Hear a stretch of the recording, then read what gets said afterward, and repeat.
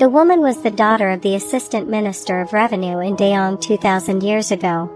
But as the legitimate daughter, she suffered endless hardships at home.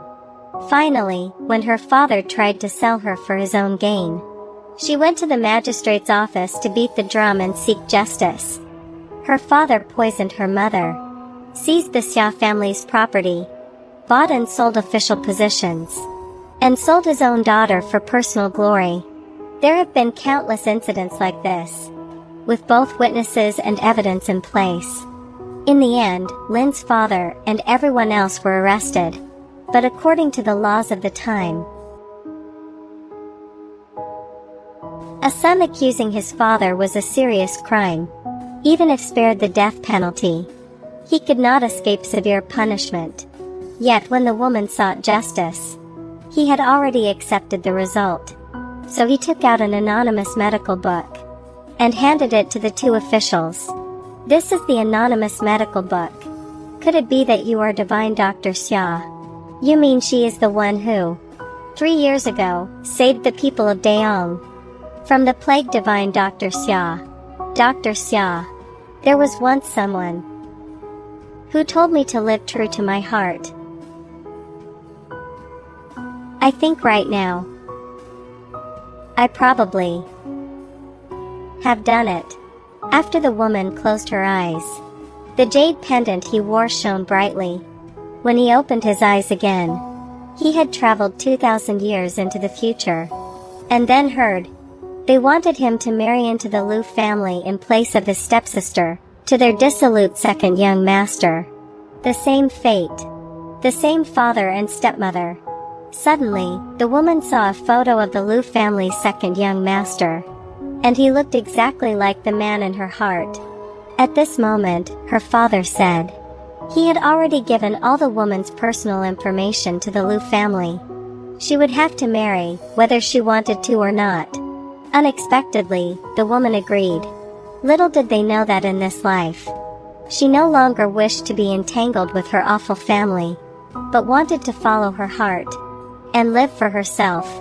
At this moment, the Lu family's second young master was trying to escape marriage. He disguised himself as a food delivery guy, but the next second, he was carried back by the bodyguards. Mother Lu urged him to behave normally.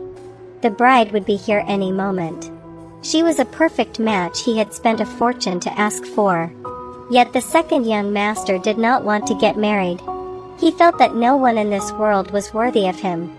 Then she turned around to leave, but was stopped by the crowd.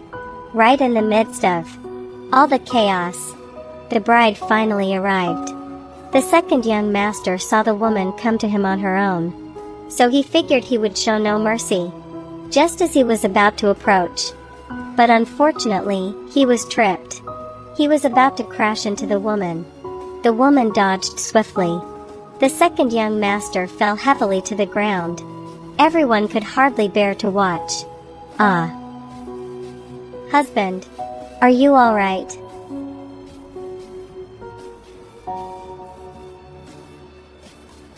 Get up.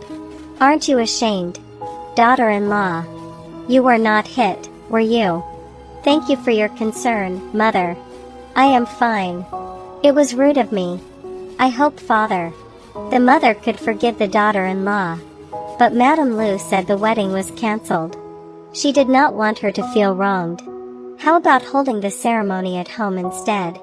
And the woman naturally followed the arrangement. Just like that. The second young master was pressed into marrying her in a home ceremony. The second young master told him not to get cocky. As long as they have not got the marriage certificate, he will always be single. And the woman will never be able to set foot in the Lu family. But unexpectedly, Mother Lu directly showed off their freshly issued marriage certificate for everyone to see. Seeing his last hope shattered, the second young master collapsed to the ground. Madame Lu thought the shock was too much. She told someone to quickly call the doctor, but she knew the second young master was just faking it.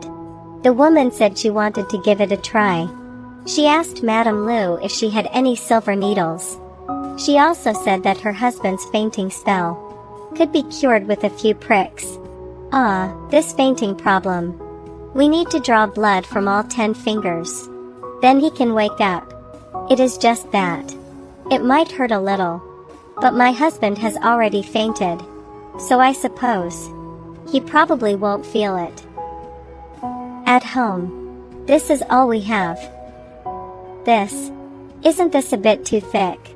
It is okay, honey. We will just try whatever might work. Even if it hurts him so much he cries, he still won't wake up. The woman can only say, I am afraid he won't wake up for a while. Let us help him into the room to rest first. Mother Lu was very pleased with her daughter-in-law. She immediately took out a black card as a welcome gift for the woman. But just then, a servant came to report. The man had escaped out the window. Father Lu was so angry he shouted he would break his legs. But the woman said, let him go. Mother Lu was worried he would suffer if he went alone. But the woman promised she would bring the man back safely. So Father and Mother Lu had no choice but to agree. However, Father Lu still told the assistant to follow with some men. He had to make sure the woman's safety was guaranteed. Meanwhile, the man finally managed to escape to his brother's place. But before he could catch his breath, a bunch of local thugs barged in. Turns out the jerk father of the brother had gone gambling again. He shoved the debt onto his son. The brother did not want to drag his friends into it. He told the guys to leave quickly. But the next second they learned the debt was originally 500,000. With interest, it had shot up to a staggering 5 million. The thugs threatened that if he could not pay up, they would go after his mom. The man's buddy panicked instantly. Just as everyone was about to move in and break one of his legs, the man stepped forward, saying, it is just 5 million. He would pay it back for his buddy. But his card showed insufficient funds. Turns out Lu's father actually froze his card. Seeing things were going south, the buddy told them to leave quickly. But the man refused to abandon his friend. He really is loyal and righteous. How about this? What about Luo Yang's dad? The one who borrowed money from me for gambling. How about this? You make a bet with me. If you win, the money will be written off. What do you think? And if we lose?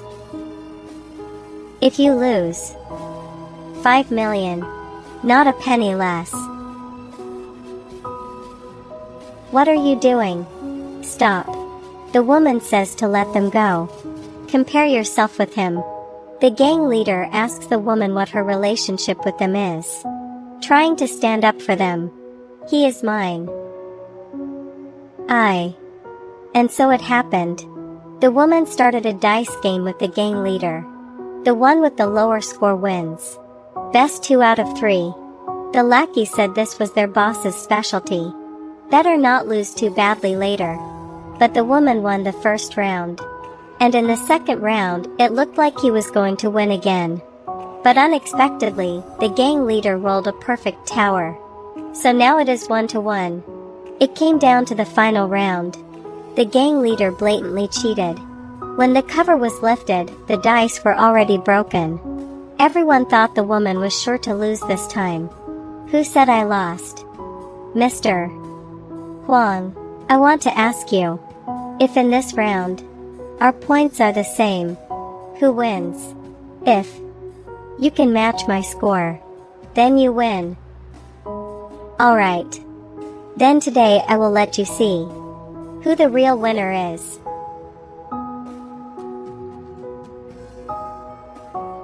Everyone was stunned. The gang leader thought it was done by his men. One scared underling, afraid of being punished, pointed at the woman and said, she must have cheated. The man said they just do not want to admit losing. Unexpectedly, the gang leader really meant it. He claimed the place was surrounded by him. He could do whatever he wanted. No one would escape today. Then he called for the people outside to come in. But those who burst in were not his men. Who are you guys? Come in. Second young madam. Are you all right? Second young madam.